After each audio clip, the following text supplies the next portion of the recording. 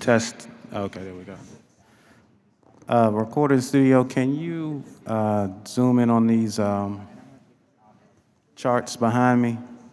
They want to see them on the big screen.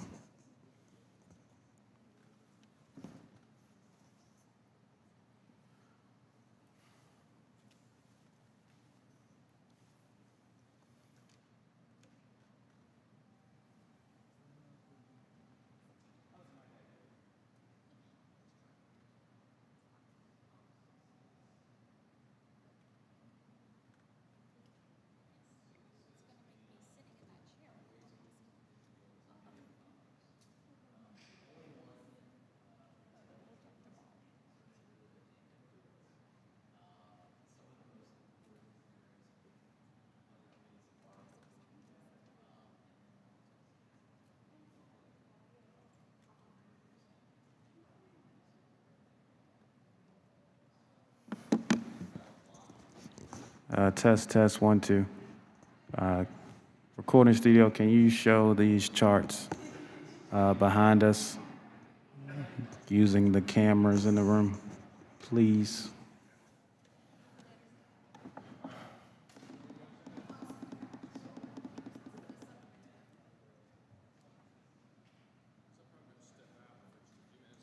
This is going to be for the opening statement, Regina. But can you turn on the cameras? Okay. They just want to see how much of the chart is covered up right now.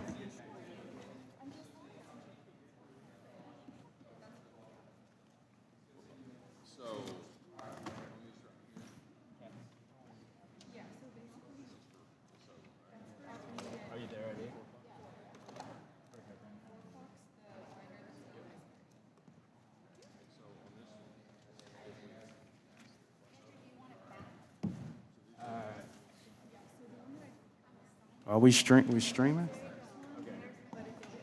Okay. Okay, I trust you.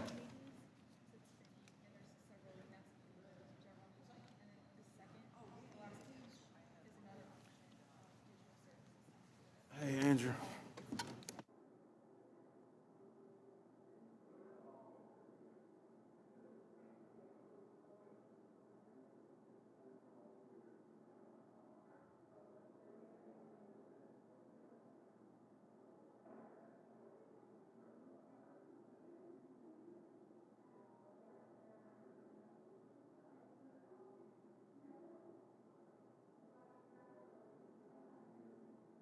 This meeting is being recorded.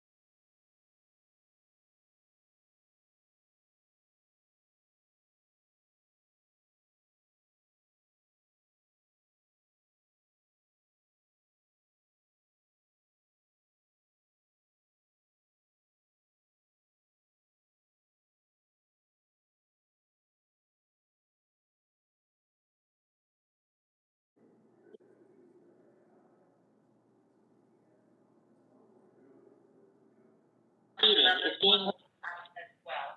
All right, well, thank you so much, members, for a productive meeting. We really appreciate all your participation. We will send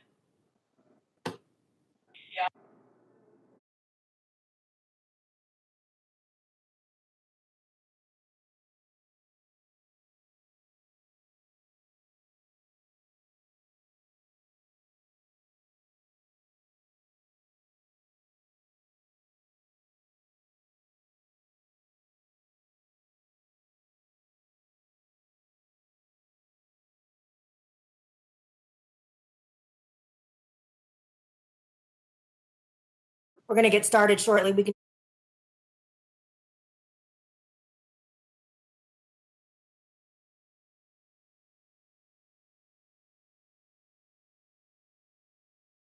Subcommittee on Good morning, Social... Ms. Chu. Thank you.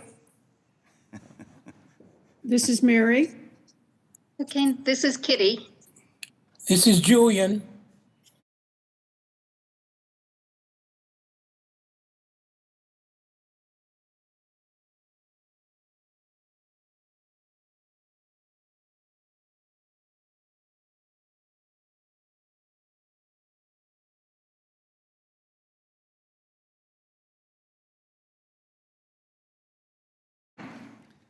Subcommittee on Social Security will come to order.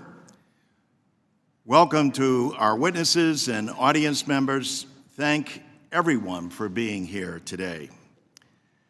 Before we begin our work today, as a matter of respect, we'll observe a moment of silence on the passing of Nancy Gardner Sewell, the mother of our dear colleague, Terry Sewell of Alabama.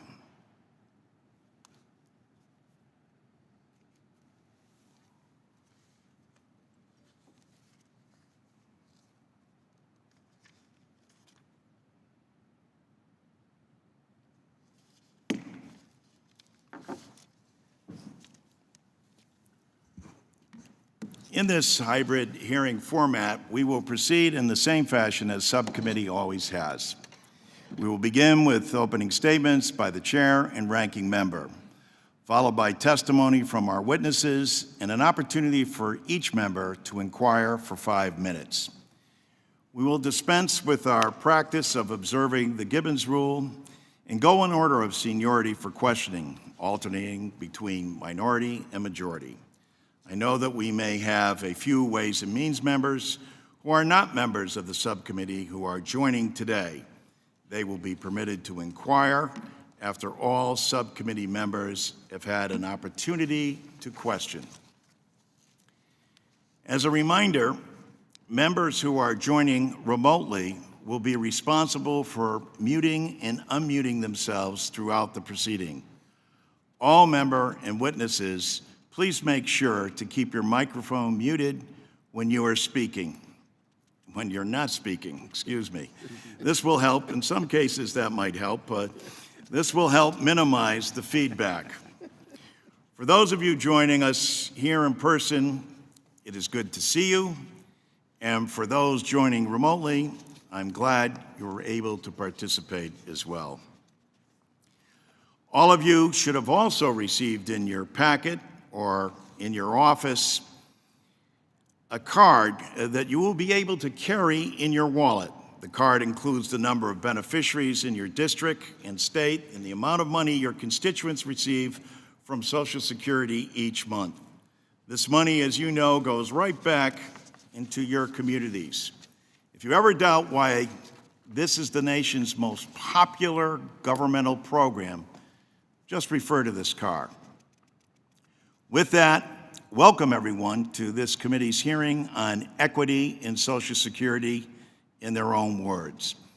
I want to thank our witnesses for taking time out of your day to participate in this discussion. Before we get to today's hearing, though, we have a couple of other housekeeping items. I want to emphasize the importance of Social Security statements. The Social Security Administration is required to mail out statements to all workers every year so that Americans know about their future Social Security benefits and can plan for retirement.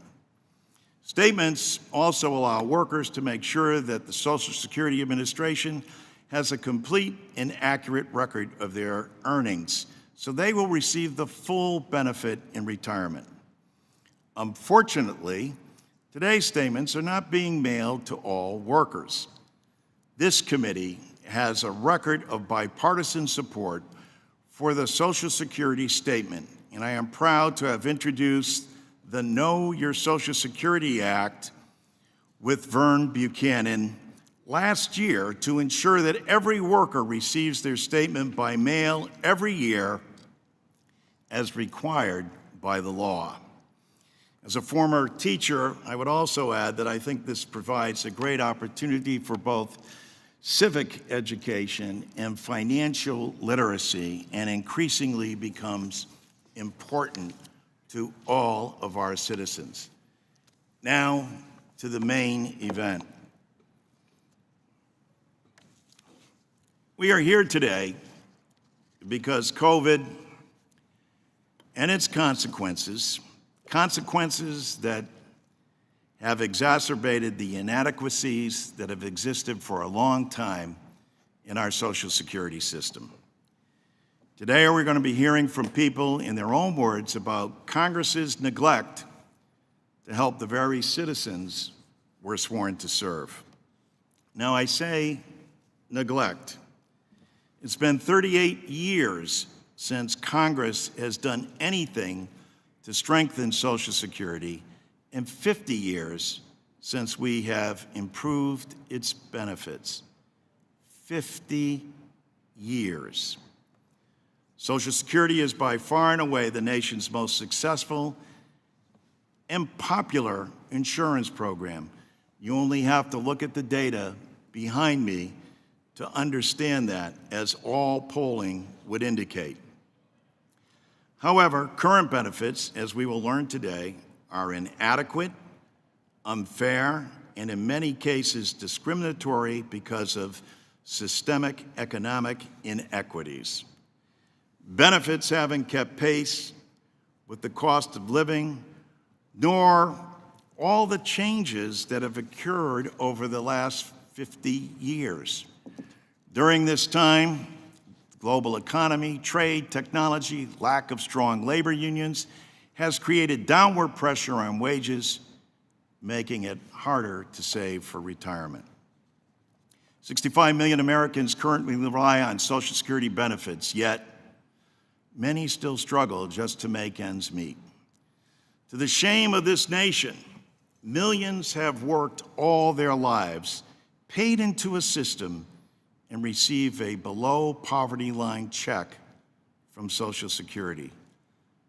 Millions of our fellow citizens. Do you know what the poverty line is?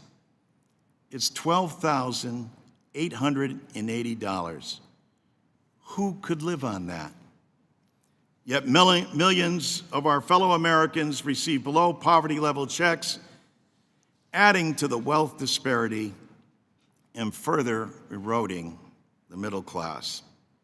Look, nobody gets wealthy off of Social Security.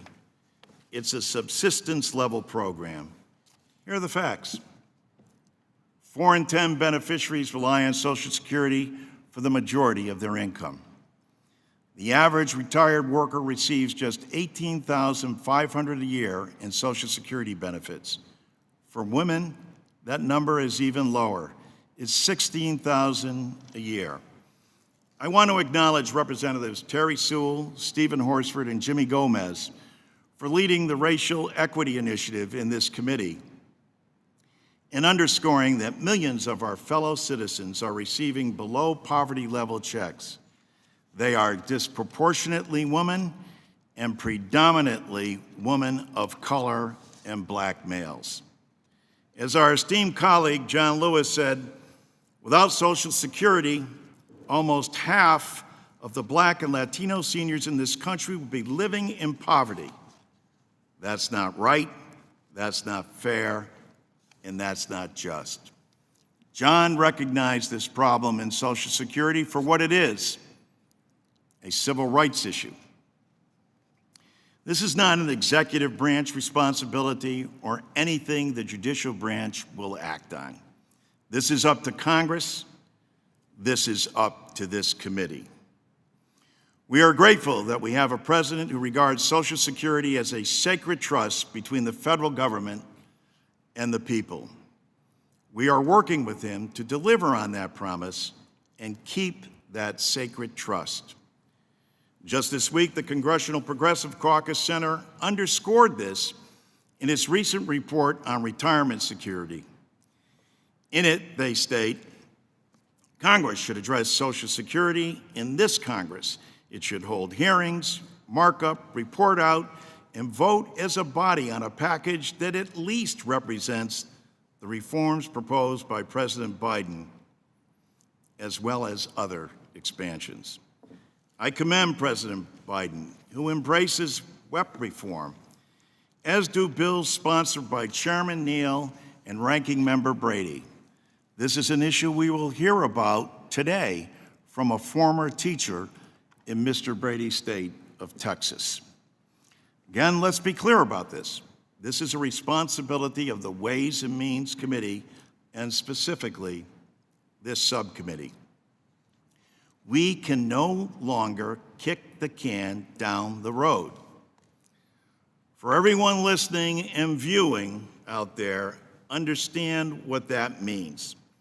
What kicking the can literally means is postponing the fierce urgency of acting now, and will result in literally kicking seniors to the curb, kicking veterans with disabilities to the curb, kicking spouses and dependent children to the curb who have been waiting for more than 50 years for this body to act.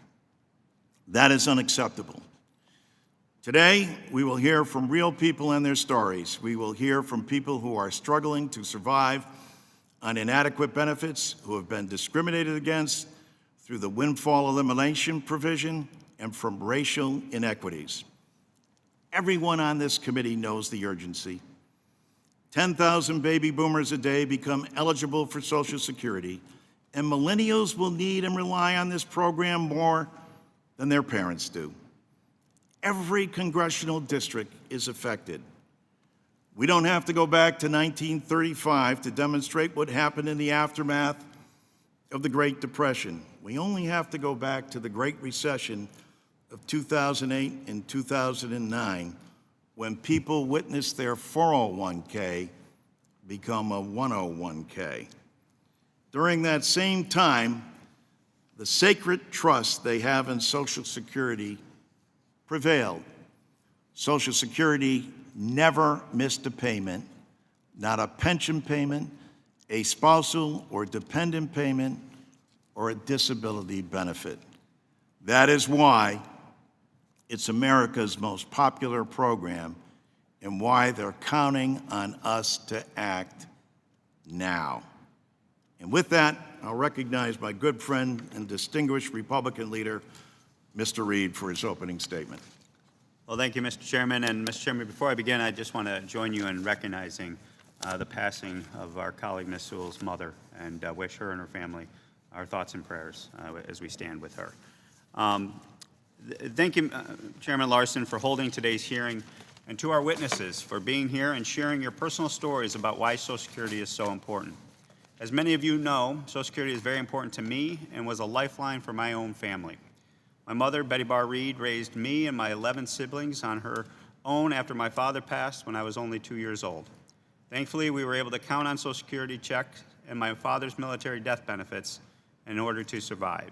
And I can attest personally to her story, and without those benefits, I do not know what my mother would have done with the 12 of us in raising us without that type of support. My story is familiar to so many Americans who depend on Social Security, and we join in your support of this program, Mr. Chairman.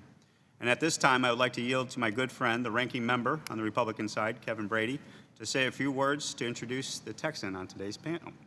Thank you, Ranking Member Reed and Chairman Larson. First, we all join with you in and giving our prayers to Terry and on behalf of her mom. I know these are tough times, and we are with you.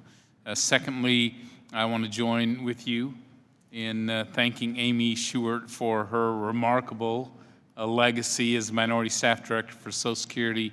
You know, she is brilliant, she's hardworking, she's professional, and she cares about our seniors. She just cares about our seniors, and that's reflected in everything she's done for this committee throughout her years. And of course, she's moving on to do even more to preserve Social Security for the future. So, Amy, just know we're so grateful. So I do want to thank Chairman Larson and our ranking member, Tom Reed, for inviting Dr. Mary Widmer to join us today to share her story. She is a constituent of Representative Dan Crenshaw, but like many Texas teachers and police and firefighter, her Social Security benefits are reduced by the windfall elimination provision. WEP, as it's called, is an arbitrary one-size-fits-all policy that cuts benefits for those who spent part of their career in a job where they didn't pay into Social Security but a Social Security substitute, and part of their career in a job where they paid into Social Security. For years, I've worked with Chairman Neal to fix the WEP, make it fair for our teachers, firefighters, police officers, and other public servants who serve our communities. All we are asking for is equal treatment based on actual wages and tailored to each person's work history rather than a one-size-fits-all formula. I'm hopeful that this Congress will be the one where we'll finally solve this issue. We know on both sides of the aisle, each month that we wait, it costs seniors, teachers, police, and firefighters, the folks who've raised our kids, ride to the rescue, protect us, costs them hundreds of dollars in lost benefits each and every month, and I think we can all agree they deserve better. So I look forward to working with Chairman Neal, Ranking Member Reed, all my colleagues, to finally make sure our public servants are treated fairly. And with that, thank you so much for allowing me to join the subcommittee, and I yield back. Well, I appreciate that. Thank you, Ranking Member Kevin Brady. As the Republican leader for Social Security, I care deeply about making sure that Social Security is protected for today's beneficiaries and can be counted on for generations to come. I can assure you my Republican colleagues on this subcommittee are also committed to protecting Social Security, and we want to work with the majority to address the challenges the program faces. And as you will hear today, many of them have ideas on ways to improve Social Security and make sure it is helping people as intended. As we will be reminded today, Social Security is too important to not work together. Americans expect and deserve bipartisan efforts to fix Social Security where we can find agreement and make sure it works for today's workers, our seniors, and their families. I am confident the members on this committee can work together to do just that. In these times of hyperpartisanship, when no one in Washington can seem to work together, I believe this committee can lead the way by working on small changes where we agree to make meaningful differences for Social Security beneficiaries. And after working together to tackle the small changes, I am hopeful that we can learn to work together on a bipartisan basis to make sure Social Security is fixed on the larger scale. Mr. Chairman, I look forward to working with you and members of this subcommittee on the other side of the aisle, as well as the full committee, and hearing from our witnesses today. And before I yield back, I just would like to join in recognizing our great staff director on the minority side, Amy Stewart, for all of her hard work on behalf of Social Security, on behalf of all of us on this committee. And I know my Democratic colleagues join us in wishing you well and offering our sincere thanks for the 12 years worth of service to this committee. With that, I yield to you, Mr. Chairman. Thank you, Ranking Member Reed, and let me also add, Amy, how much we appreciate your dedication and work. I think that Ranking Member Brady outlined your caring and consideration and belief for the need to help out the senior citizens of this great country and frankly, the disabled veterans and children as well, all of which are covered by Social Security. So I join with Leader Reed in recognizing your great efforts on behalf of this committee. I know from the Democratic staff and from Chairman Neal, you will be rich. This committee distinguishes itself by the camaraderie that we share both among staff and also against with the members. We may have our differences from time to time, but there's a shared feeling of respect and understanding of the responsibility that we have on this committee, and we thank you for your service. We now will turn to our panel of witnesses, of which each one of whom is a Social Security beneficiary. Thank you all for joining us today and sharing your firsthand experience with Social Security. We particularly wanted to put a face on Social Security that I think America needs to see, and as importantly, Congress needs to see. I think most Americans get it with respect to what needs to be done with regard to Social Security. It's just a matter of having a body that hasn't acted in over 50 years to improve a program to finally step forward and do what's right on behalf of the American people. Our first witness is Mr. Julian Blair, a Social Security beneficiary and veteran from right here in Washington, D.C. Mr. Blair, you are recognized. You might have to Chairman Lawson, Ranking Member Reed, and members of the committee.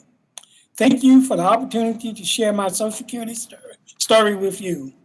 My name is Julian Blair, and I'm a retiree living in Washington, D.C. I was born in Caroline County, Virginia. Mr. Blair, I might have to interrupt you just for a second. You might have to move back a little because I think you're, yeah, okay. Now, if you could speak, so just because your voice was a little, so go ahead, sir. Okay. Chairman Lawson, Ranking Member Reed, and members of the committee. Thank you for the opportunity to share my Social Security story with you. My name is Julian Blair, and I'm a retiree living in Washington, D.C. I was born in Caroline County, Virginia, and began contributing to Social Security when I was 15 years old, while working at the local tomato factory during the summer months. I continued to earn my Social Security benefits while defending this great nation as a member of the United States military.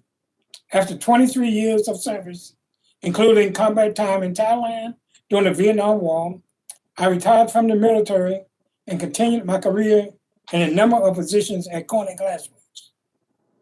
Today, Social Security is a critical part of my income. Yet I must tell you, though I worked and contributed my entire life, my Social Security benefits is far too low to cover my monthly expenses. In fact, my Social Security doesn't even cover my entire rent. Thankfully, because of my military service, I also receive a military pension. So I do okay, but not everyone is so fortunate. I am concerned about my family, friends, and neighbors, and millions like them who are trying to live on Social Security alone. In my own family, my stepdad worked for 42 years. He worked extremely hard. He always had two jobs, a full-time and part-time job. He was a prayerful man who believed, I can take care of my family. I can do the things I need to do to make sure that I'm a good citizen. When he retired, his Social Security, his savings, and other income wasn't enough, and he had to go back to work. He could not make it. I watched this man cry because his dignity was gone. It was hard to watch what he went through. On top of that, his widow, my mother, could not make ends meet with her Social Security widow's benefit. Fortunately, my four brothers and I supported her as best we could. But not everyone had 5 sons to depend on. We were happy to make sure take care of our mother, but my mother felt like she was a burden to us, and no one ever wants to feel like a burden. Social Security has not only been important to retirees in my family, but it was also a lifeline for my brother, who worked as a social worker. In his late 40s, he had to leave the workforce due to chronic pain. For decades, his only income was Social Security disability benefits, until eventually he got a small pension from his time working for the state of Maryland. Over the years, I have met countless retirees and others who would have been destitute without Social Security.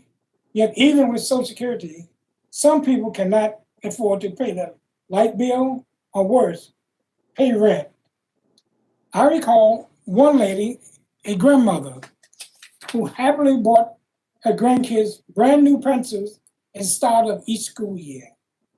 It was a special treat, one her grandkids looked forward to every year. She did this every year until her Social Security stopped keeping up with all of her expenses. And that was the one luxury she could give up. Another woman I knew from Maryland had been retired for 15 years until at the age of 87, she had to go back to work, but her income could not cover her basic needs. We're not talking about vacations or fancy cars, but necessities, food, medicine, rent. Too many Social Security benefits living on the brink of disaster. Too many Social Security benefits live on the brink of disaster. Once a month, I volunteer to distribute food in Montgomery County, Maryland, one of the richest counties in the United States. There I met a lady who told me that her Social Security runs out the last week of each month. Just a $20 increase in Social Security would mean she could buy food for that last week. With all due respect, I believe it is beyond time for all of Congress to get behind expanding, not cutting, Social Security's invaluable benefits. These stories I shared today are not just isolated to my family and my neighbors. Our stories represent the stories of over 64 million Social Security benefits across this nation. Beneficiaries in your district and your state who have worked hard. No one will get rich if you increase Social Security, but it will allow us to live in dignity and right all of us have earned. Thank you.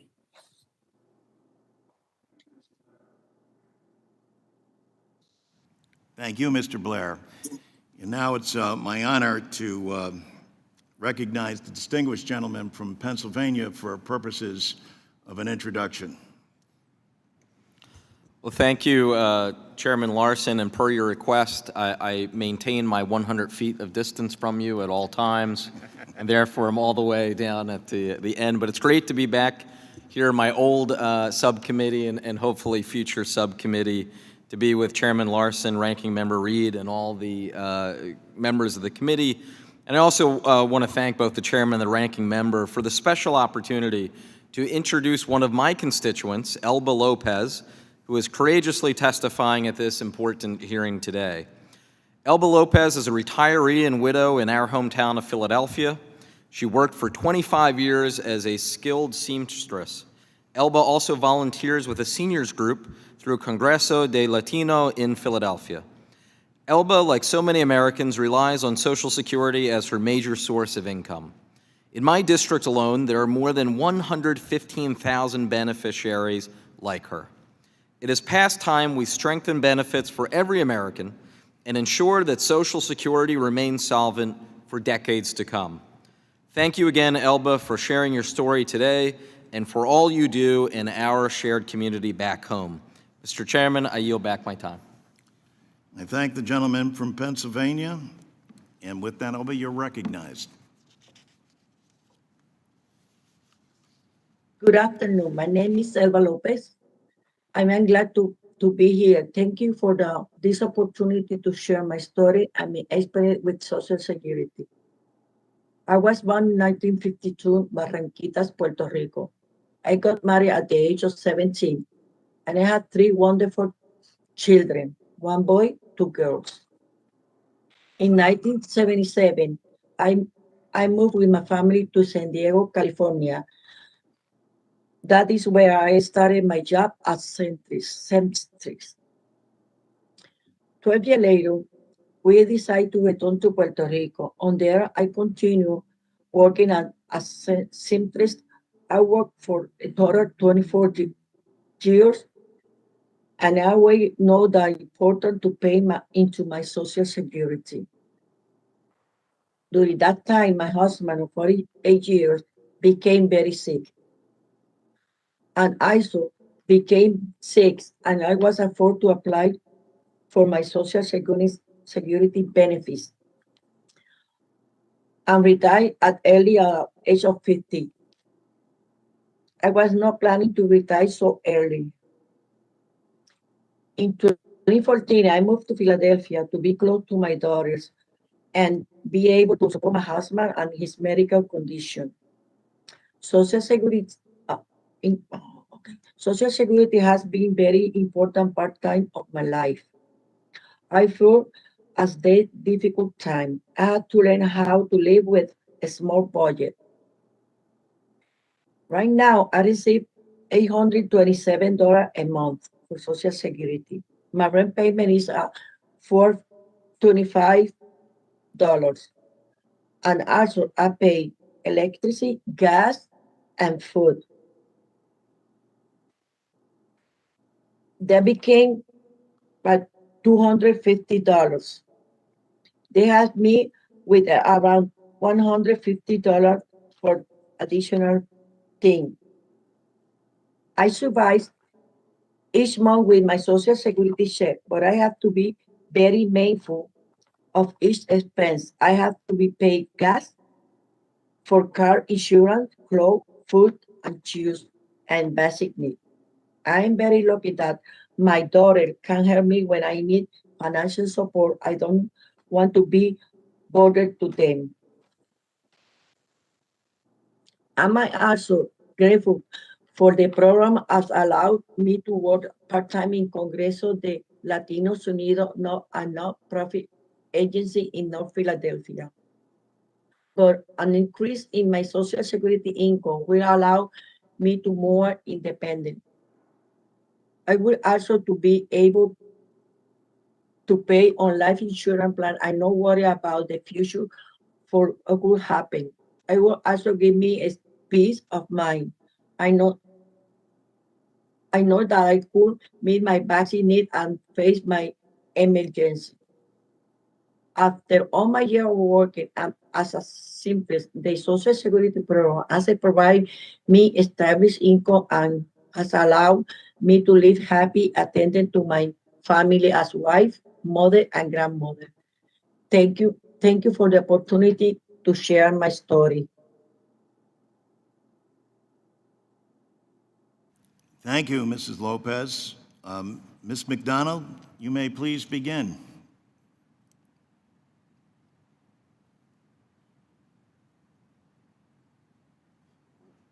Hello, and thank you for inviting me to share with the committee my experiences of how Social Security has affected my life. My name is Prepedigna McDonald, and I am 79 years old. I am a devout Catholic and proud daughter of a World War II veteran. My father, Jose Dumpet Passes, was awarded the Purple Heart as a member of the Filipino U.S. Army forces in the Far East. He was a prisoner of war and survivor of the Bataan Death March during the war. He was eventually able to receive his U.S. citizenship when he came to this country with my mother in 1983. I joined them shortly thereafter in 1985 to settle down in Seattle, Washington, where ever since I have lived. I was 43 years old when I first arrived and was fortunate to start a family with the birth of my son in 1986. It was a blessing from God to be raising my child here and given the opportunity to pursue our American dream.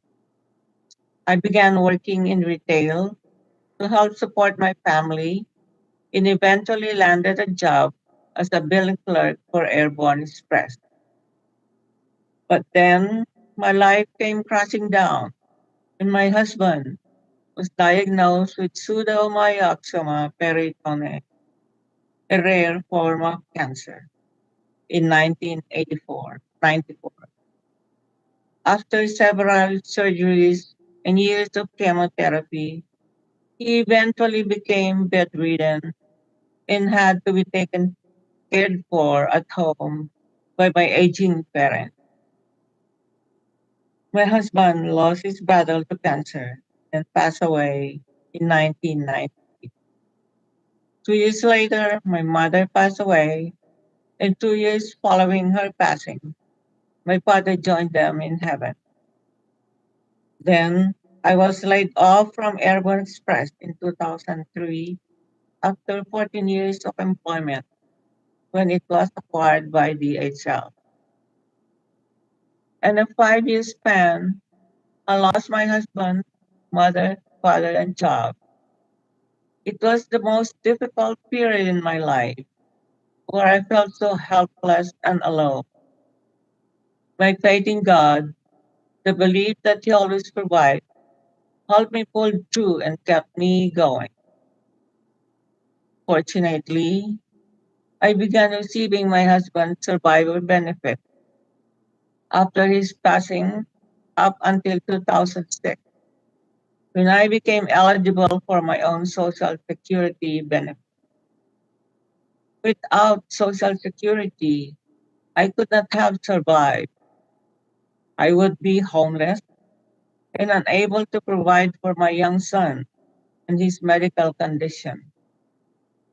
My son has been dealing with autoimmune issues throughout his childhood and missed many days of school due to his treatment for ulcerative colitis and severe eczema. Social Security was essential as a single working mother, and more so when I became unemployed. I was able to work again through the National Asian Pacific Center on Aging Senior Community Service Employment Program. I have been employed since 2000. Even though I am employed, Social Security pays the bills, keeps food on the table for me and my son, and a roof over our head. Without the income from my job, I would be struggling to survive. I wonder why benefits have remained nearly unchanged over the past 20 years, despite the cost of living getting higher and higher. My church has reopened, and God speaks to me and tells me I must continue to do His work. I pray I'm allowed to do that for as long as I physically can. Thank you for listening. Thank you, Ms. McDonald, for your testimony. And now, Ms. Rudderman, you are recognized. Please begin. Hello, my name is Kitty Ruderman, and I reside in Queens, New York, born and raised in New York.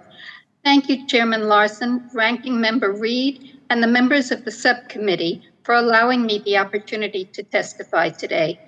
I'm testifying as an individual who urgently wants to ensure the strength of the Social Security program. I felt it important to speak out at this hearing today because as a Social Security recipient for a number of years now, this program is absolutely my lifeline. I have worked virtually my entire life paying into the Social Security program and earning the benefits that I receive today. I was a single mom, and my only source of income through my working life came from earnings. Today, it primarily comes from Social Ms. Security. Ritterman, could you check to see if your camera is on?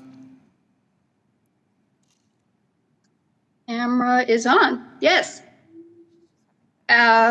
Okay, maybe stack. Well, why don't you proceed? We can hear you. Remove from stage. Is that better? Is that better? I We just can hear you. changed the We can position. hear you fine. We just can't see you, but please proceed. Okay, I'm sorry because I can see myself. Okay, I've got the video shows that I'm on. Okay, well, I'll continue speaking. Once I was able to start collecting Social Security benefits, it meant everything to me. It affords me the opportunity to live independently without relying on anyone. While I have a very modest pension, my Social Security benefit is far and away the bulk of my income today. I need every penny of my benefits to help make ends meet, and even that isn't enough. My rent alone exceeds my monthly Social Security payments. I find myself skimping so much, watching where the pennies go. I have to be so very careful, or I will soon eat up my meager savings, which I desperately need to supplement Social Security. I don't know what I would do if the program couldn't pay out the benefits that I have earned through a lifetime of hard work, predominantly as a legal secretary and administrative assistant in various fields. I have just turned 75 last week and find myself more reliant on this program than ever. This past year alone, we have seen prices skyrocket from prescription drug costs to groceries, and yet Social Security does not keep pace. In previous years, I had been able to supplement my income by taking on extra work, but that has become increasingly difficult due to my crippling arthritis. This has left me even more reliant on the program and even more concerned about the future of Social Security and ensuring that it stays strong for years to come. I have paid into Social Security my entire working life, and I'm so grateful for its existence. I'm also grateful for the attention of the members of this subcommittee to this important issue. I urge you and your fellow members of Congress to keep the promise made to the American people who pay into this program our entire working lives and ensure Social Security stays strong for us and for generations to come. Thank you again for the opportunity to testify today. I'm happy to answer any questions the committee might have. Thank you.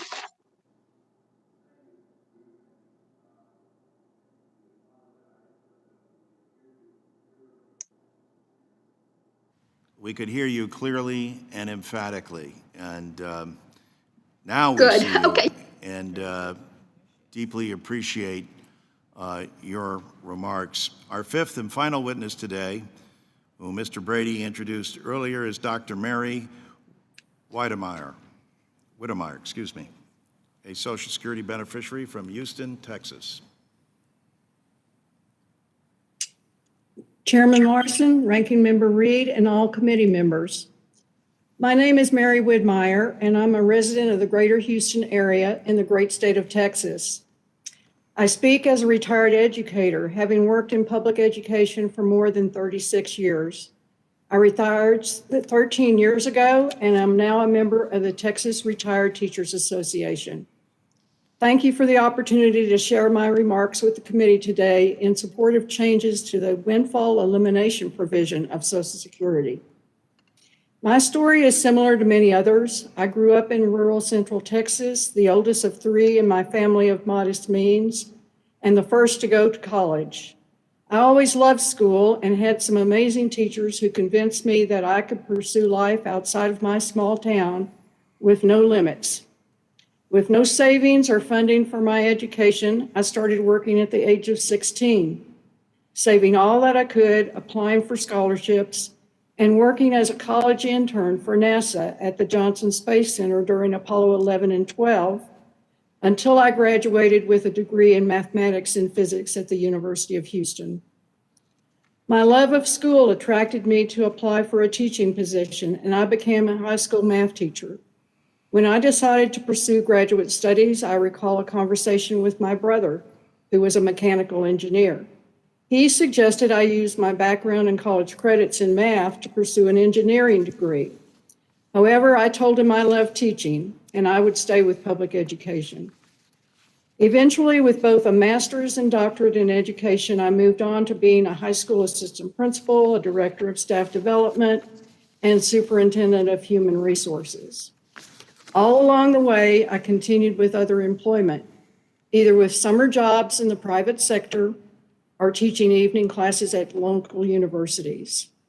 So now I find myself retired, receiving a pension through the teacher retirement system in Texas, to which I contributed for 36 years.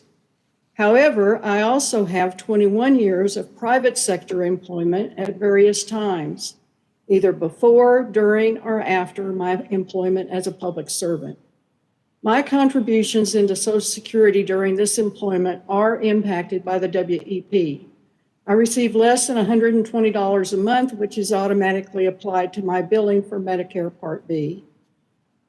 I would also like to share the story of my oldest son. After high school and a couple of years of college, he served our country as a Marine for 5 years. He later finished his degree, all while working part-time, and found full-time employment in the insurance industry as an insurance adjuster. He hated it, so he changed careers at the age of 37 and is now a middle school history teacher. He now loves his job, his school, and his students. However, to maximize his teacher pension, he will likely be working until the age of 67, and unless WEP is changed, he will not receive his fair share for years of significant full-time employment prior to becoming a teacher. There are thousands of stories out there of a similar nature. I have a close friend who was a teacher in other states before ending her career in Texas. She retired assuming that she would be able to draw retirement from her Texas pension and Social Security from her earnings elsewhere. She was wrong and has been greatly impacted. Another friend volunteers at a local food pantry and is appalled to see retired teachers coming in for assistance just to make ends meet. Most public servants chose their profession either as teachers, police officers, firefighters, or in local government because they want to give back to their communities and their country. They understand that their income could be higher in a different profession, but they are devoted to public service. Should their conscious choice to follow their calling for limited earnings also impact their retirement? In closing, I also want to speak for my personal interest in the future of the teaching profession. Now more than ever, we need teachers who genuinely want to be there and who make it their lifelong career. They should not be penalized for making a conscious choice to serve our nation's children. We are not asking for more than we paid into the system. We're simply asking for a more equitable formula. We believe that the Public Servant Protection and Fairness Act of 2021, sponsored by Chairman Neal, and the Equal Treatment of Public Servants Act of 2019, sponsored by Ranking Member Brady, will accomplish this. And we hope that they can work together to pass legislation to finally fix the WEP. I can assure you that not one of us who is affected believe that our receiving a portion of Social Security is in any way a windfall. Thank you, Congressman Neal, Congressman Brady, and others who have been working tirelessly in hopes of bringing about fairness to the WEP. I would also like to thank my own Congressman, Dan Crenshaw, for showing support of this legislation. Thank you all for your time.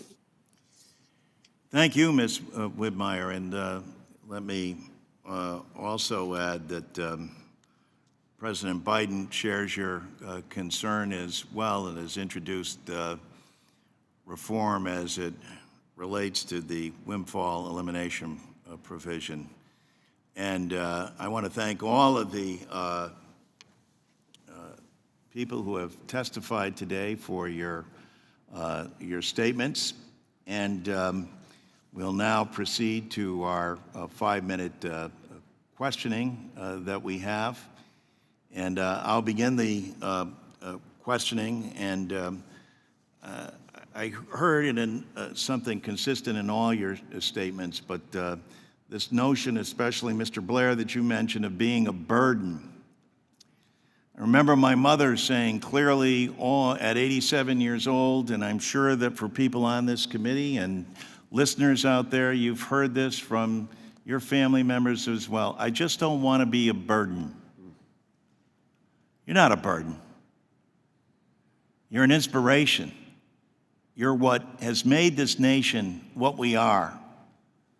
Ms. McDonald, listening to you and what you had to say, and Ms. Ruderman, looking for work at 75 years of age because you're trying to make ends meet and you don't want to be a burden. You're not a burden, but you are the responsibility of this committee. And it's this committee's responsibility to act. So my question to all of you, should the Ways and Means Committee, and specifically the Subcommittee on Social Security, vote on reforming Social Security and bringing it up to date? It's been more than 50 years since we've expanded the program. A lot has transpired in 50 years. And certainly, listening to all of you, it hasn't kept pace with inflation. It has provisions in it that are clearly unfair, as was outlined by Ms. Widmeyer, and clearly unintentionally or not, or because they were systemically, economically embedded in the law initially, are unfair and inadequate. Should we vote now, or should we kick the can down the road?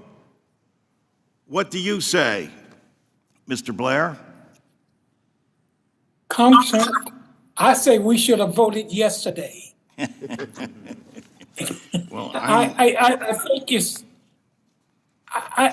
a black mark on our nation that we have 65 million people who are dependent on a law that was passed in 1935 and have not been updated for 50 years.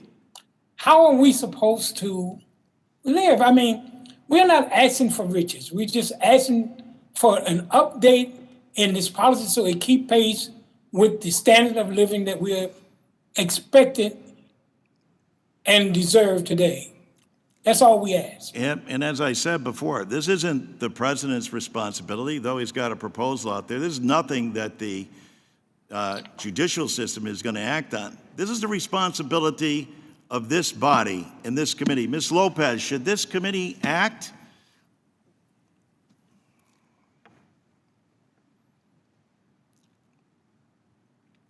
Ms. Lopez, are you there? Yes, I'm here. I'm sorry. Can you repeat the question, please? Do you think this committee should vote and act on enhancing benefits that haven't been improved in more than 50 years? Yes. Ms. McDonald, what benefits would you like to see acted upon and improved so that you out in Seattle, Washington can make ends Well, meet? it's the cost of living. I'm sorry. It's the cost of living living allowance that is given every year. And I think that is not enough. You could hardly notice it when it comes. So I think that's the number one that should be voted on and acted upon by this committee, Mr. Larson and all the rest of the committee. Ms. Ruderman, what would you Yes, like to see enhanced? We cannot afford to wait any longer. We just can't. This year, we received a 1.3% increase. In the meantime, my rent has gone up 3%. Groceries are up 50%. The increase in Social Security is just eaten up by the Medicare increase. And then, of course, my supplemental insurance goes up. We can't keep pace at this rate, and we have to act on it for everybody and for future generations. What would you say to people that say, well, that's too big, we have to go slow, we can't act now, it's, we need to, this is too big a thing for America to do? No, this is America. It's not too big. And how much slower can we go? We're already going backwards. It's time. It's been waiting and waiting. Each election, we look to see what our candidates will say. And the subject is just ignored. It can't afford But don't to you be hear ignored. all the candidates always telling you how much they support you and how they want to help and how they care about Social Security? Why? And yet they don't vote. I know, and now I would like to see some action, and this is the time. I mean, that you've taken the time out now to listen to people, and we are the ones who get the Social Security, we're the ones who depend on it, and we're the ones who really, I don't know what our lives would look like without it. And again, future generations, we have to look out for our children and our children's children. That's a great point. It's one that Ms. Whitmire made as well, talking about herself and her son. Ms. Whitmire, should we be voting on this? Well, I agree with Mr. Blair. The vote could have been yesterday. We have been working on this for a long, long time. And, I agree with all of the other people who appeared here as witnesses today and their experiences. For my part, I'm here speaking particularly on behalf of the windfall elimination provision, hoping that we get some reform in that area, because it affects so many of the teachers across the country. Let me turn to the Republican leader for his comments. Mr. Reed? Well, thank you, Mr. Chairman, and I join in thanking our witnesses today. And I wanted to start to follow up on the questioning by the chairman in regards to taking action now. And I think there's agreement that on both sides of the aisle that we need to take action now. And so the question that I would have for a few of you as witnesses today is, if taking action now means that we poll those items that have been proposed, that have been debated, that have been discussed ad nausea to a large degree at times, and just put those bills together that we can agree upon. And rather than wait for the perfect, which often ends up being the enemy of the good, as my mom taught me, with 12 kids being raised by herself, you did with whatever was presented to you, and you took that as a success, and you got up the next day and you kept working for the next item. And so my real question to each one of you is, if we can put together a package where widows' benefits, because it was surprising to me when I came on the subcommittee years ago that widows that worked get penalized under Social Security for working, Yes. Widows that don't. And to me, that just doesn't make any sense. And so if we could zero on some reforms, like the widow's benefit, which impacted my mother and impacted, I think, both you, Ms. Lopez, and I believe other witnesses, Ms. McDonald, on the dais today. If we could focus on that as a solution, as we could focus on, as Mr. Larson said in his opening comments, statements being issued to folks where there's broad agreement. The windfall elimination that has been brought together on both sides of the aisle with a solution. Even the president has recognized, President Biden, that he wants to address that issue. Would that be an approach that at least would give some relief to each and every one of you on the dais today to be considered, rather than waiting for the perfect bill? Go with what we can agree upon today to build success, build relationships, build some level of trust between each other on this committee, so that we can use that as a success, a foundation upon which then maybe to move to these other issues. But is that something that is foolish as a member of this committee for me to consider to put on the table from the Republican side, or is that something anyone on this dais would object to and saying, I don't want those reforms unless I can get all the reforms that are being proposed? Would anyone object to that way of thinking?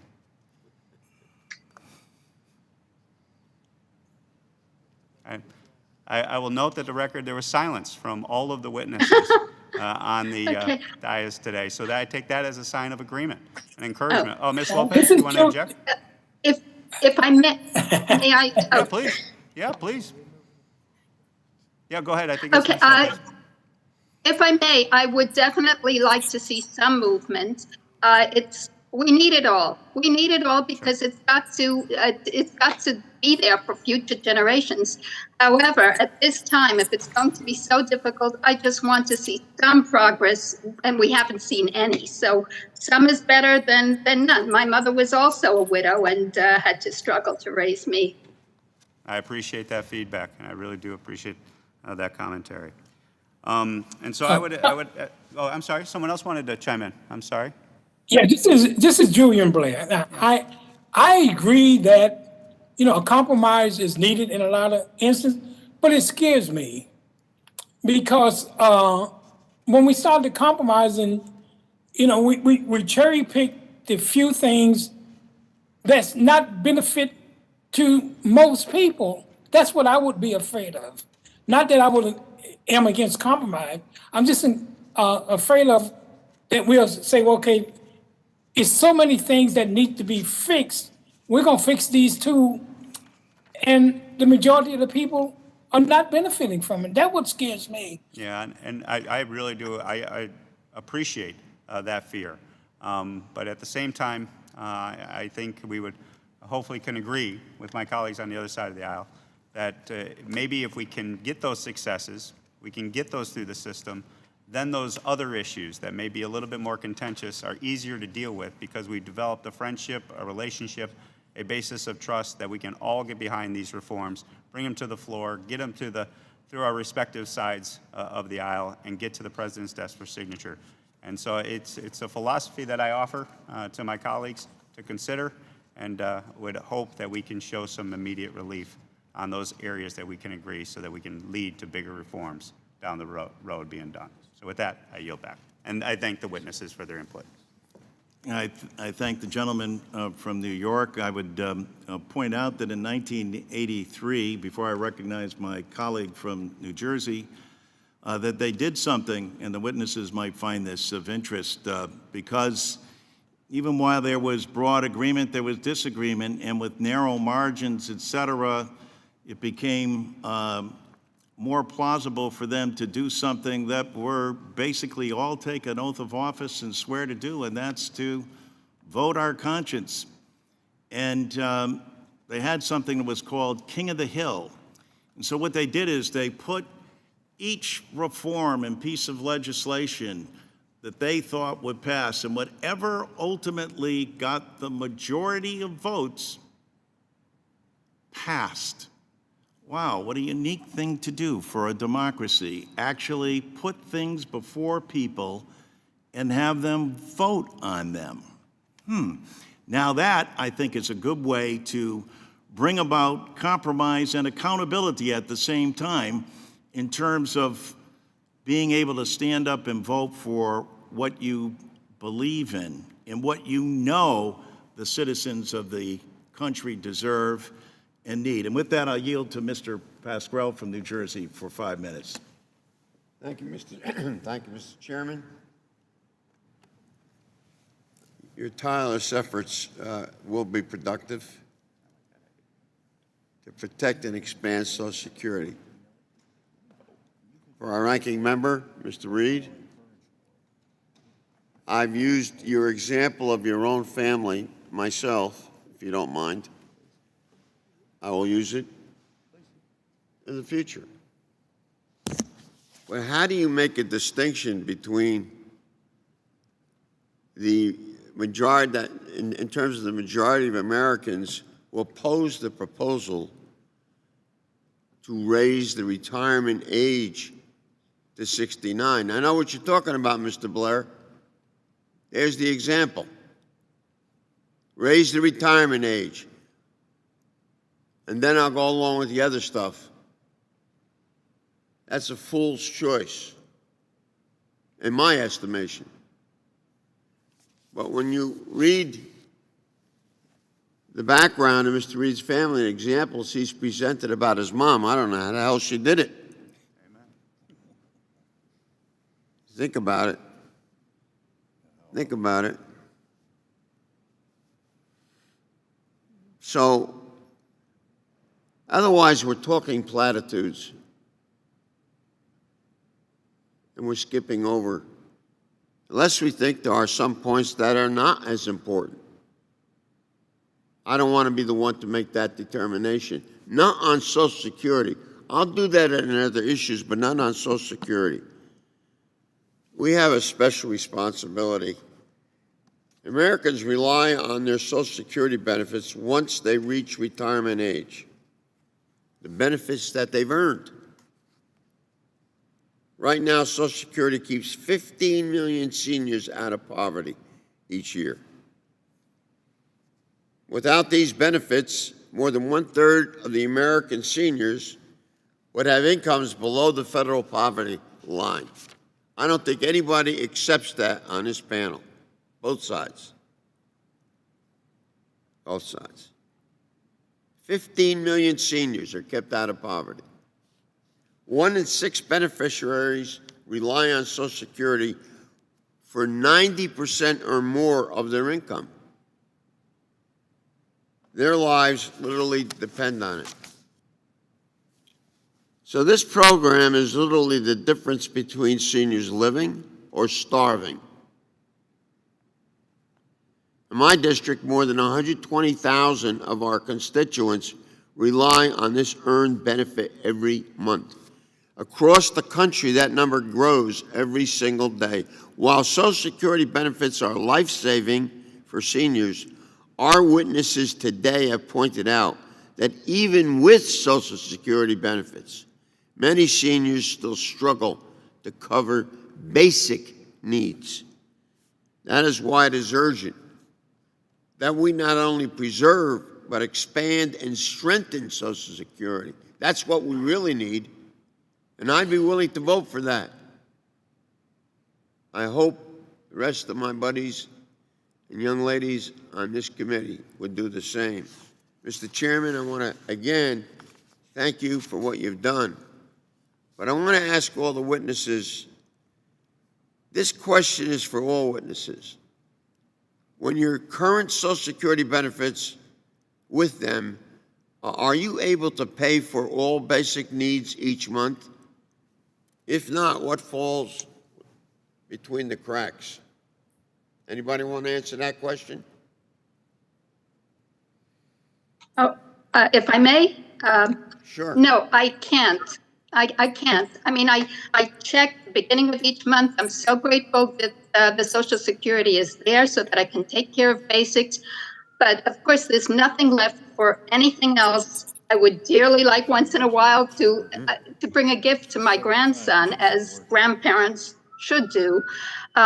No, as I mentioned, I mean, thank goodness I still have a meager savings left from my 401k from work, and I need that to supplement my Social Security checks in order to get my rent covered, because the rent is higher than Social Security. So, no, I do struggle. I do my grocery shopping on Wednesdays when I get a senior citizen discount, and I'm just very careful. I put prescriptions aside because I can't afford to get them filled. So, Thank you. This Social Security, no, thank you. This Social Security business is interesting when you see how close to the edge many seniors come even with the Social Security. And without the Social Security, forget about it. Forget about it. We need benefit increase, Mr. Chairman. You better get it for us. I thank the gentleman. I thank the gentleman from New Jersey. And with that, I recognize a distinguished gentleman from South Carolina, Mr. Rice.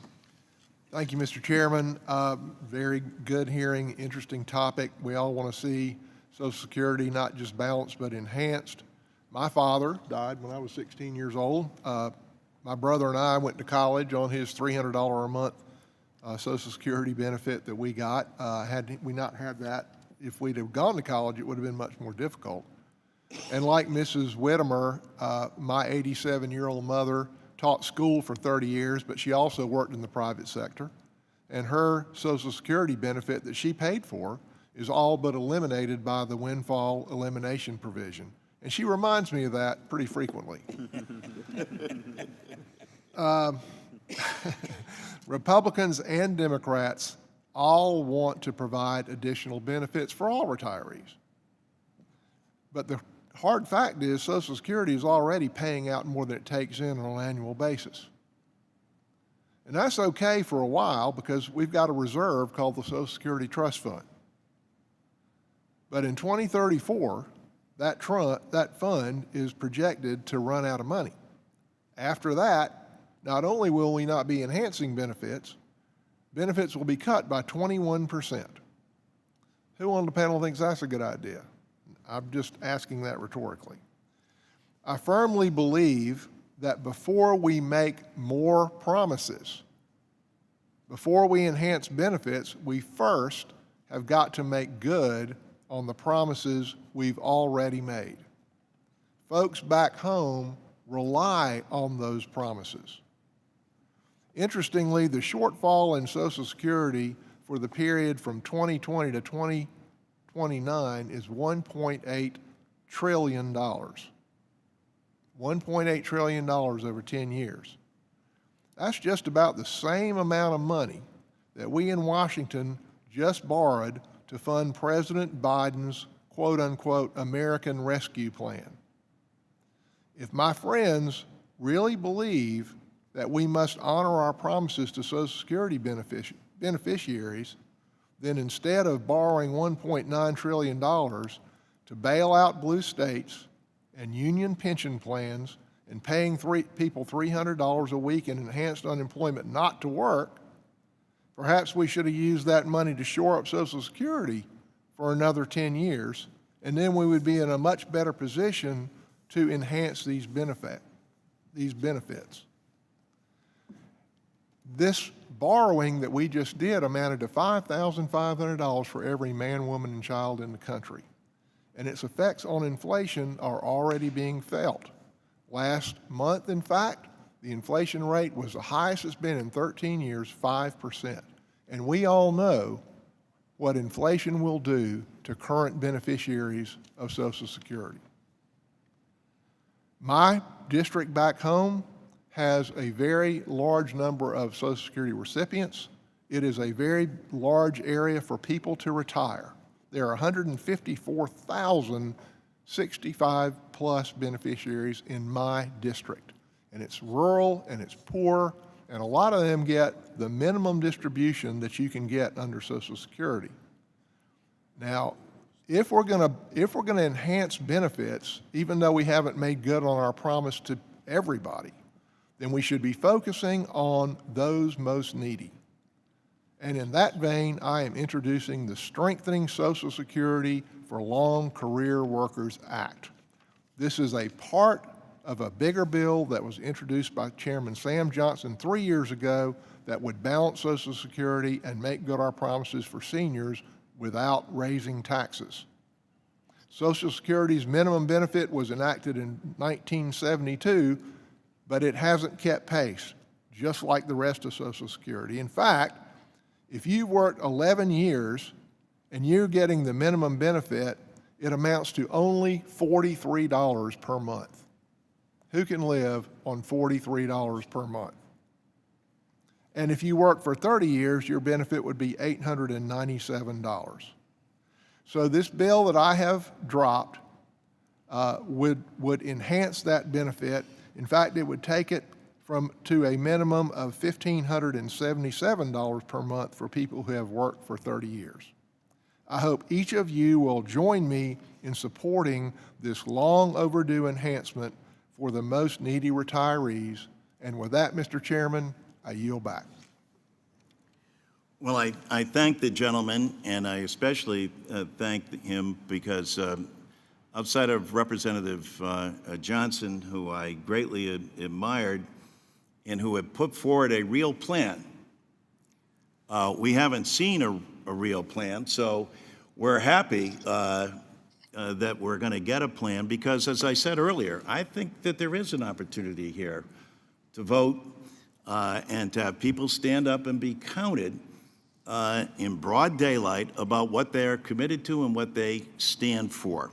I would just add parenthetically as well that I noticed you used that 1.8 trillion amount, but was there amnesia with respect to that $2 trillion tax cut in 2017 that wasn't paid for, or was that just an oversight? I I will say this. I think that the interest is sincere on this committee, and sincere with every member cares about their mothers, their sisters, their aunts, their uncles. That's what makes us, the Social Security, so vitally important, the nation that we are. But we're long overdue to vote on it. That's the real profile and courage. And so I commend Mr. Rice for doing that, because I think that that's vitally important, that Americans get to see side by each. That's the only way you have a debate in a democracy, is if you put your ideas forward and have a debate. And so I thank him for that. And with that, recognize Ms. Sanchez from California. Thank you, Chairman Larson, for this opportunity to hear directly from those who benefit from and who rely on Social Security. And I will just begin by adding my thanks to the chairman for pointing out that my colleagues on the other side of the aisle who bemoan the assistance that we gave to working families to get us out of the worst pandemic we've had in this country seem to have amnesia, because they've forgotten the trillions of dollars of tax cuts that they gave to multinational corporations and the highest income earners with their 2017 tax bill. And hey, we could have, instead of doing that, we could have shored up our Social Security trust fund, but they tend to forget their spending. They always want to criticize everybody else's. But I do want to thank each of our guests for their bravery in sharing their stories with us. And I want to reiterate that the central tenet of Social Security is that it is an earned benefit that every worker pays into over the entire their entire working career. It's not an entitlement, it's not a handout, but it is a matter of survival, as our witnesses have said. Couples often make financial decisions together, and that's especially true for most working families, because most parents nowadays have to work in order to make ends meet. And that doesn't change when they retire, because couples depend on each other's combined Social Security benefits in order to survive. Prior to the pandemic, it was hard to imagine how losing a lifetime partner could be more devastating. And yet over the past 18 months, we saw people who lost loved ones also be cut off from their families during this very difficult moment. And then on top of that, struggling financially, which is just cruel. The financial distress of losing a significant income upon the death of a spouse is real. The average widow in this country sees a 33 to 50% reduction in their Social Security benefits. And for those who depend on Social Security, that loss of income too often is not enough to allow them to survive, because the price of rent or a mortgage and the cost of utilities doesn't change when someone dies. And these are exactly the costs that can lead widows and widowers to financial ruin during their darkest hours. That's why I will soon be reintroducing the Protect Our Widows and Widowers in Retirement Act, otherwise known as the POWER Act. And that bill would ensure that widows and widowers maintain at least 75% of the combined benefits that they receive when both spouses were alive. By allowing widows and widowers to get some of their spouse's Social Security benefit in addition to their own, we can help them make ends meet when they need it the most. I want to ask Ms. Lopez, first I want to offer my deepest condolences for the loss of your husband. In your written testimony, you mentioned not being able to receive your husband's Social Security benefits after he passed due to your receiving just $20 more than him. Can you tell us whether any of your living expenses have gone down since your husband's passing, or have the cost of utilities, rent, and groceries gone up? Yes. When my husband passed, we live comfort because we received 2 checks, mine and him. But that's when he left. They don't give me nothing for him, and then I had to pay the more rent because they increased my rent, and then they increased my bills, and then I have to live with a little budget. During, after your husband passed, have you had to make any financial trade-offs since you're not receiving any of his Social Security? Like, are you having to give up certain things or buy one thing but not the other because you can't afford both? Really no, because my husband is very, very, very sick. And then, everything that I have, we have to use for the medicine and equipment, everything. Because we live with with the two check. I understand. And I wanted to ask for all of the panelists, and everybody can feel free, what would it mean to be able to collect the Social Security benefit of a spouse in addition to your own in terms of your quality of life? This is for any of the panelists. Hello. Ms. McDonald, perhaps, because you lost your husband. Yes. Hello. That would be wonderful. Because right now, my Social Security only pays for my home mortgage, because I'm still paying for my home mortgage. So I have to have work. Now, I am 79 years old. And if my Social Security plus my husband Social Security be added to my Social Security now, that would help my life a little bit, because I don't have to be working so hard. And maybe in a few years, if that happens now. Thank you so much. I could stop working and enjoy life a little bit. Yeah, at 79, I think you have earned your right to stop working and enjoy your life a little bit. Thank you so much, and I yield back to the chairman. Mr. Arrington is recognized. Thank you, Mr. Chairman, and Ranking Member Reed and our panelists.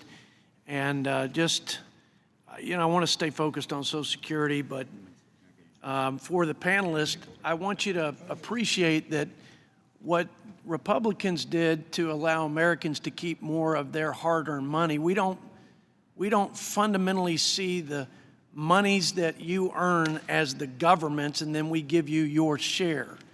And when we allowed for you to keep more of your money, we had a whole lot more jobs created.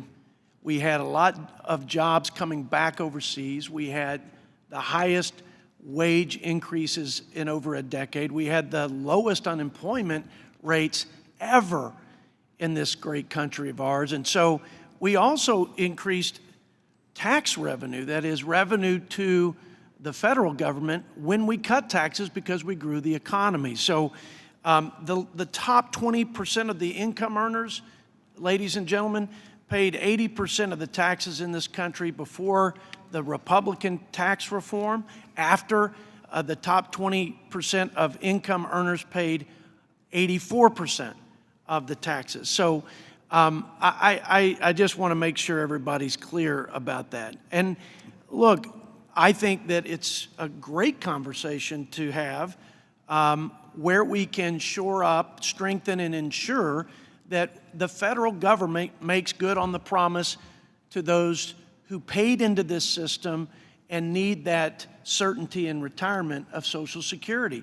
And when we talk about inequity, and I hearken back to Mr. Blair's comment about voting yesterday, the biggest inequity is the failure of the federal government and us as political leaders to make a solvent Social Security system for our seniors in retirement and near retirement. I think it's also an inequity that we have $30 trillion of debt that will wreak havoc on the next generation in many ways. I think that there are certainly provisions to be addressed, inequities in the system, to Mr. Reed's point, that we could all agree on today, like Ms. Widmeyer's concern with respect to the windfall elimination provision. and the inequity of my teachers in Texas and police officers and firefighters who are not getting their fair share because of an antiquated formula. I mean, we had the chairman, Brady at the time, and ranking member agree on how to fix it. I think there's very little discrepancy between their two bills now as they've diverged. We ought to take the low-hanging fruit and do something positive and build on that momentum, and I agree with Mr. Reed's comments in that respect. I want to also touch on what Mr. Rice said, because I think it's important. And I'd like to ask the panelists to respond to this, and we could start with Mr. Blair and go down, or whoever feels like they need to respond, please do. But he mentioned the 1.8 trillion shortfall, and he mentioned the monies that were spent to give stimulus checks to people who were not economically harmed by COVID, schools that refused to open their doors to their children, Ms. Widmeyer. God bless Texas and our Texas teachers who put their students first, and thank you for all you and your fellow teachers have done to help our communities and our country get back on their feet. But we spent hundreds of billions of dollars on these things, monies that won't be spent for years to come. And then we have this quote-unquote infrastructure plan that's really Green New Deal provisions like electric vehicle subsidies and 500,000 charging stations to decarbonize, lest we see the end of the world in 10 years. The Green New Deal is trillions of dollars. So my question to you, Mr. Blair, and everyone else, do you think that the climate crisis is of greater concern to you? Therefore, we need to support the Democrat proposals that are going to spend trillions of dollars or put us further into debt by trillions of dollars? Or should we be spending that money on shoring up the safety net for seniors? Which one is the bigger crisis for you? The climate and the apocalyptic end of the world, or is it your Social Security? I'd love to hear your response to that, just to inform us. Well, my response, this is Mr. Blair, my response is that they are both important. And I think it's to me personally, it's a trick question. Because, you know, You're right. So, to me, everybody has an agenda when it comes to bills and finances and so forth. And I think that we need to take care of our seniors. And I don't think one should be neglected in favor of the other one. That's how I feel. And I think we can do both. I agree with Mr. Blair.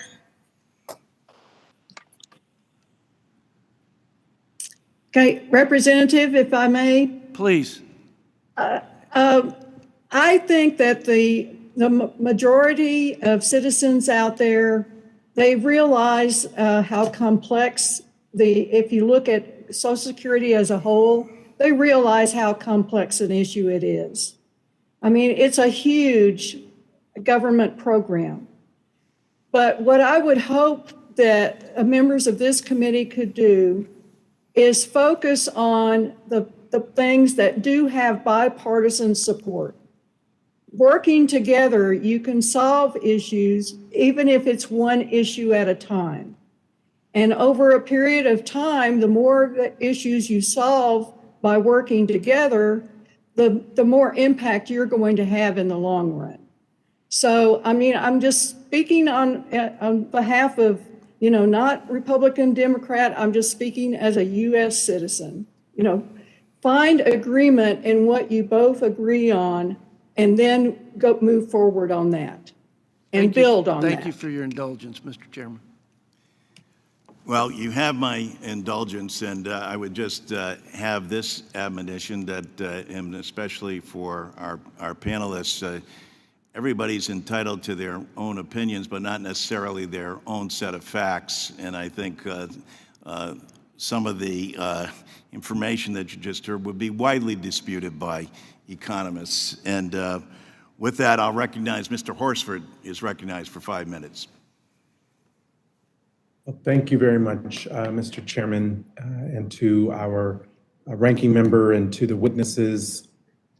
I want to thank Julian and everyone who just spoke in response to Mr. Arrington's question.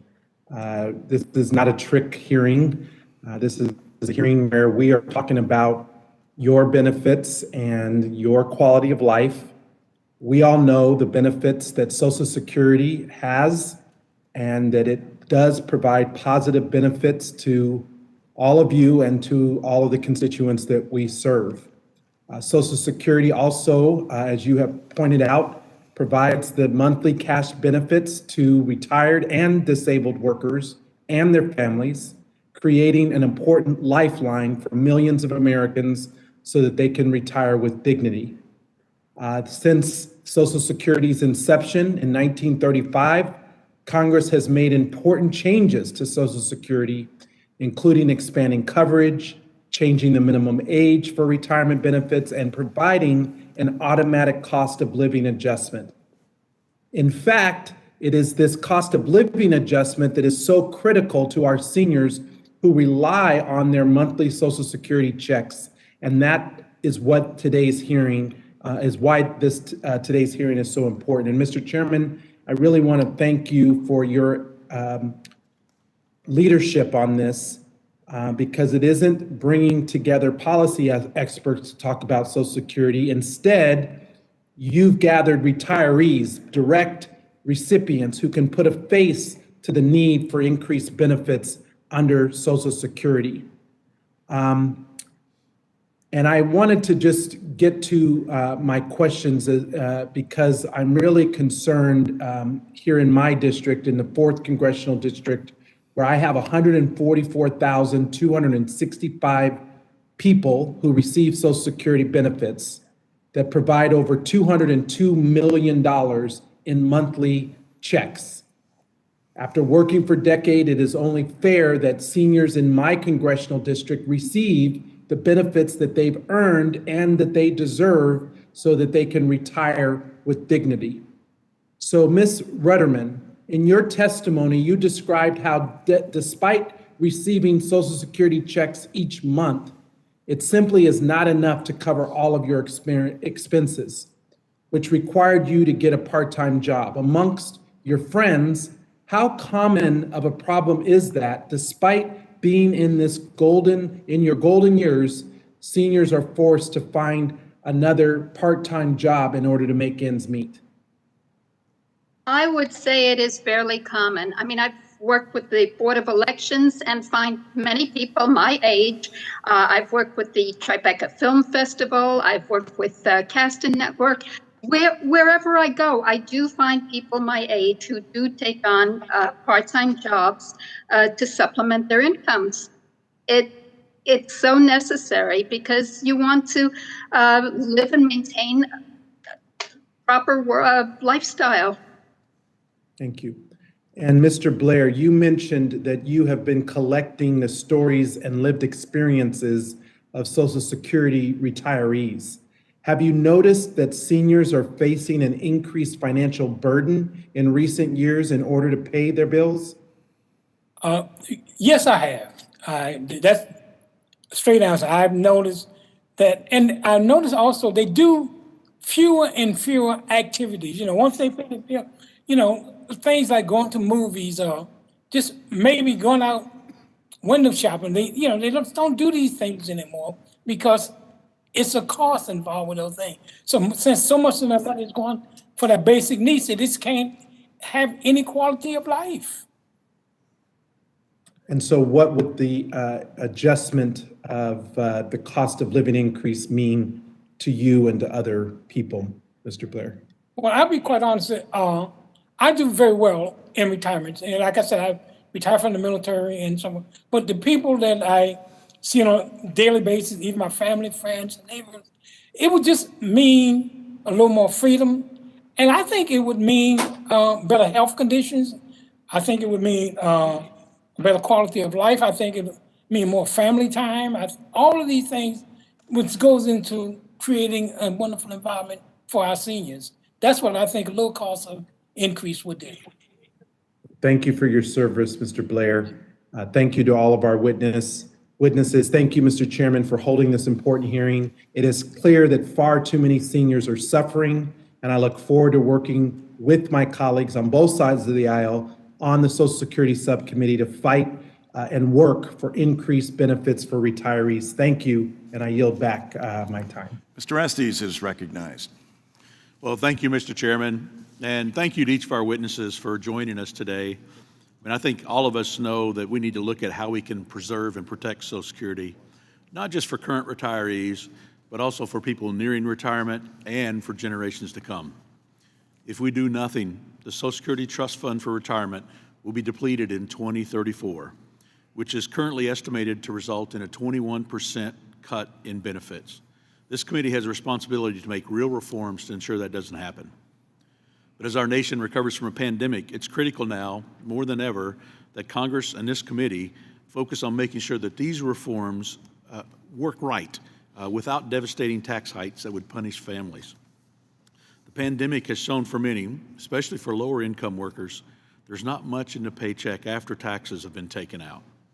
Couple that with rising inflation, and this will only make a bad situation worse for so many families. While some here in Washington would like to dismiss the news about inflation, the fact is that almost 90% of Americans say they're now paying more for everyday goods, ranging from groceries to gas. That matters to hardworking Kansans. When the payroll tax collection was put on pause, some people were concerned that it would be the end of Social Security as we know it. A year later, the Social Security system is still providing that valuable benefit. This proves that we can secure benefits without raising taxes. Instead of proposing tax hikes, we should focus on targeted, effective, bipartisan policies that will improve and strengthen Social Security. There are many efforts to improve Social Security by Republicans. I hope my colleagues across the aisle will work with us on these important efforts to help the most vulnerable. One example where I believe we can find common ground is the issue of claiming benefits at the time of a loved one's death. Currently, widows are not eligible for survivor benefits until the date they apply, with a short 6-month grace period. I became aware of the situation with one of my family members' personal situation. When facing with the devastating loss of a loved one, the first thing on your list isn't to call Social Security Administration. I'm introducing legislation to fix this. I think widowed individuals should be able to claim their survivor benefits from the date their loved one passed away, regardless of when they're able to file the paperwork to claim it. I think this and many other needed bipartisan reforms should be taken up immediately. We need to work together to secure the future of this program rather than stalling needed reform. Our goal should be to prioritize the many different reforms and modernization proposals that are out there on both sides of the aisle without burdening Americans with more taxes. I look forward to working with my colleagues to strengthen Social Security and create a lasting change for future generations of Americans. Mrs. McDonald, thank you for sharing your story. I wanted to ask you how it was to work with the Social Security after your husband passed away. It must have been a difficult time for you and your family. I'll bet that contacting the government for benefits was not the forefront item on your mind. What do you think about the idea of allowing more time to apply for benefits, and would that have helped you? Well, yes, allowing the benefits to be given to like the widow, because I have a hard time, because when I went to the Social Security office, they asked me how old I was, and I have to prove it. I have to go to, they needed my baptismal certificate or my birth certificate. That means I have to contact the Philippines for that, to be able to get that. So it took several months for me before I was able to get the first check for my survivor benefit. Thank you. Mrs. Lopez, I'd like to ask you a similar question. What do you think about the idea of giving widows more time to apply for the benefits after the death of the spouse? Would that help?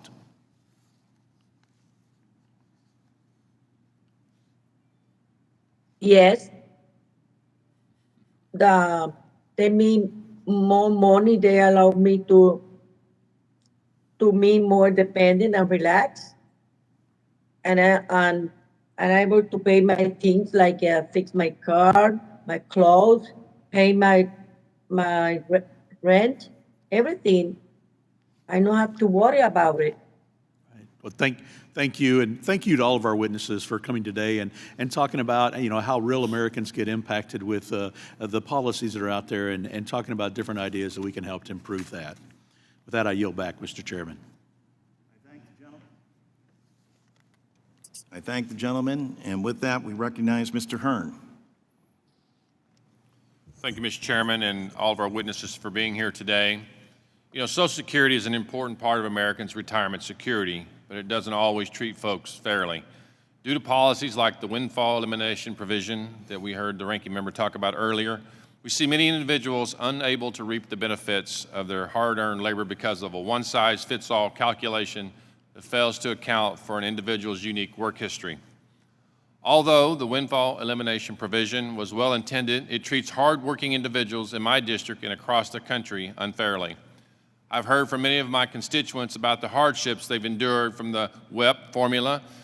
These are individuals who have dedicated a significant portion of their career to serving in roles that protect, serve, and teach our communities, but don't always get treated fairly when it comes to Social Security.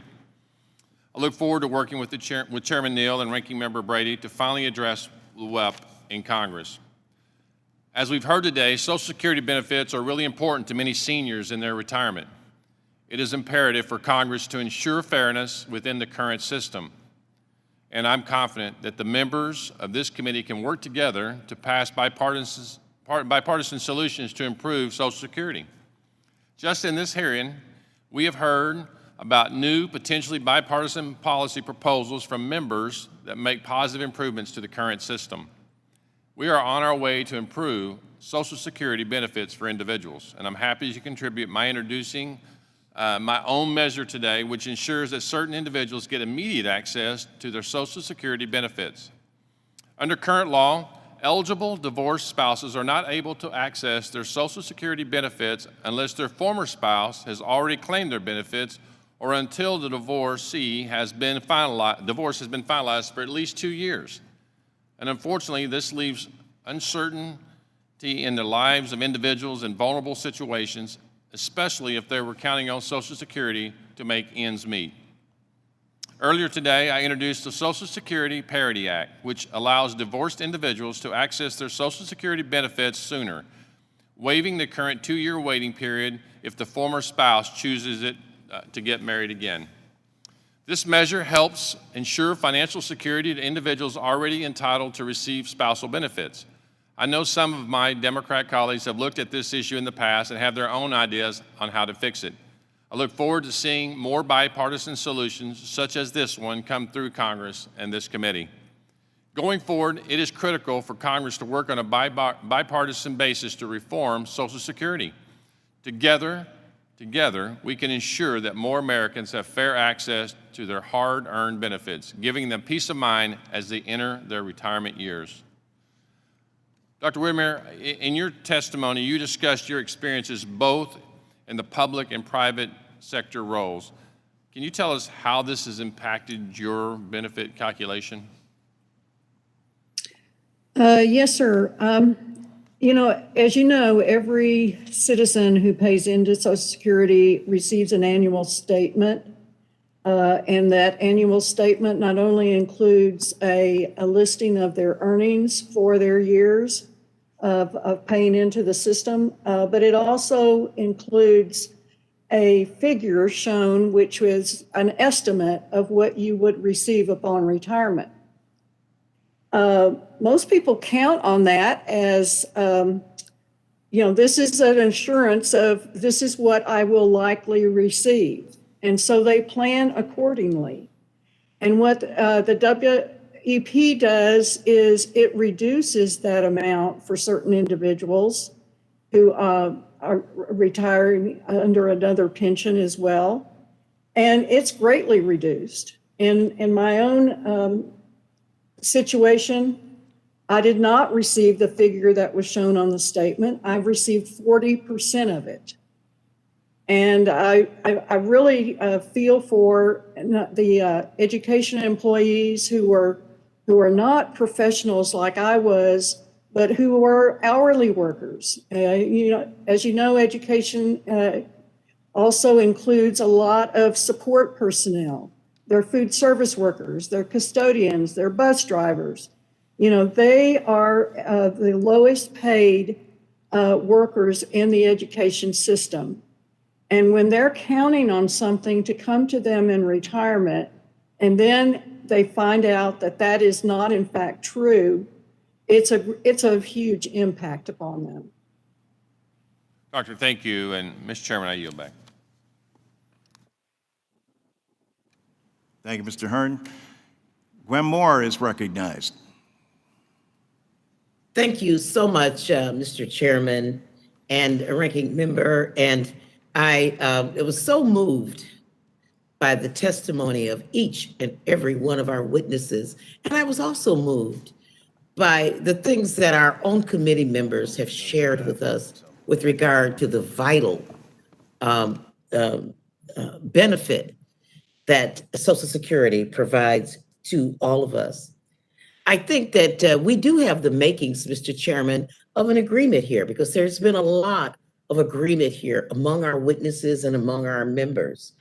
We do need to extend the solvency of the system. And as you mentioned, Mr. Chairman, it's been 50 years since we've done it. I think it's like high time. I think yesterday was a really good timeline that Mr. Blair shared with us.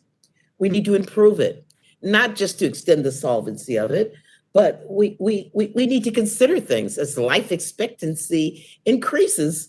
We need to have a benefit to bump up for the point in time when people can no longer mow their own lawns and cook and shovel their own snow and have to pay for these extra things.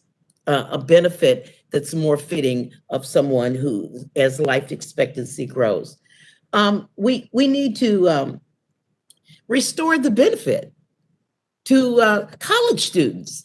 Mr. Rice just testified how his father died, his mother was widowed, and he and his brother would not have been able to go to college. And as we know, a post-secondary education is absolutely fundamental in a world where we're only 5% of the population. All the widgets are being made somewhere else. Our intellectual intelligentsia is what's going to keep us growing our middle class. The minimum benefit. We've heard today that is absolutely too low. And we have heard from our own Mr. Reed, whose mother had 12 children. And so I imagine that women could really benefit from having some credit for child rearing as part of the element of a Social Security reform bill. I just really do think that our witnesses have spoken. There's no reason for me to go on and on. They have really lifted up the things that we need to do. And I just think it's unfortunate that we are sort of blaming hardworking seniors for decisions that have been made by us in the past. I mean, the debt issue, we had the 2 wars that were unpaid for. We had the Bush tax cuts. We had the Tax Cuts and Job Act, which is, it's going to put us $2 trillion more in debt. And now we're guilting out seniors by pitting them against people who we rescued, including them, for a pandemic for which no one had any fault. It was something where women in particular, poor women of color, were stricken without jobs, and to pit them against climate change. I just think that that's unfortunate. And with that, Mr. Chairman, I don't have any questions of the way. I guess I have one question, and that is for Miss Ruderman, I think. I guess I'm wondering at age 79 if she feels, does she feel like she has any choice but to work? 75. 75. Well, hey. It goes fast enough. Yes. I don't feel that I have a choice, but the problem is now I really am not able to. I'm no longer able to. I just continue to try to cut back. my arthritis is just too bad, and the treatment's no longer, as one ages, nothing gets better. So, yeah, this is my problem. But I had always tried to supplement my income out of necessity.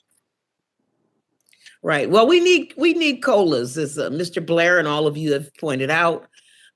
We need to redo it, and we need to do since we're going to get off subject, Mr. Chairman. I mean, we ought to do comprehensive immigration reform so that we can have people not working in the shadows and really contributing to the Social Security system. And so, with that, Mr. Chairman, I would yield back.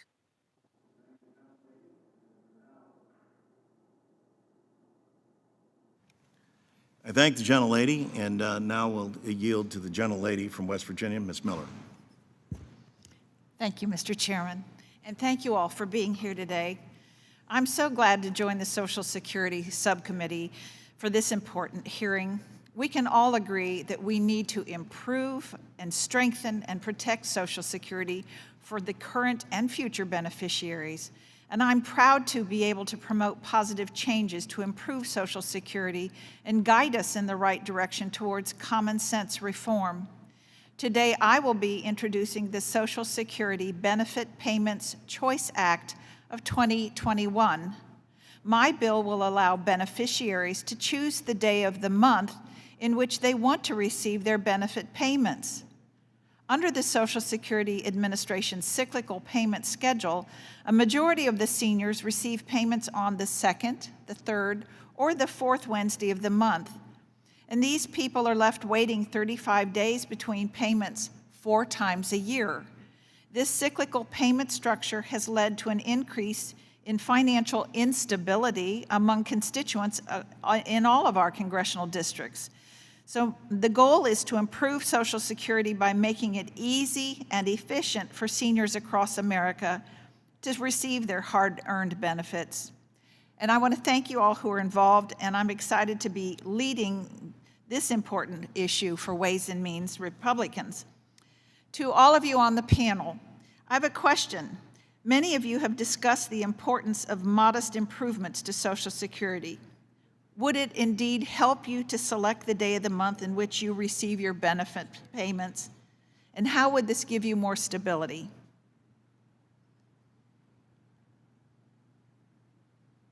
Any of you?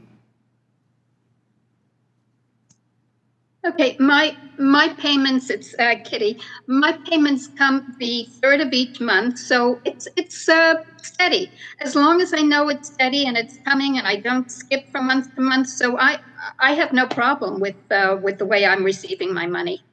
That's good. Any of the rest of you?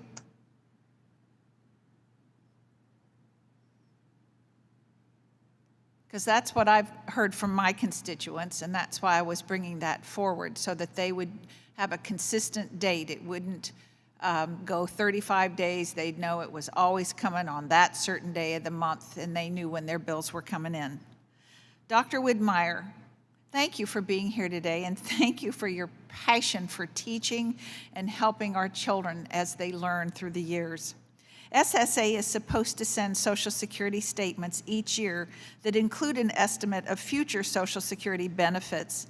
And we talked about that a little bit in the previous question.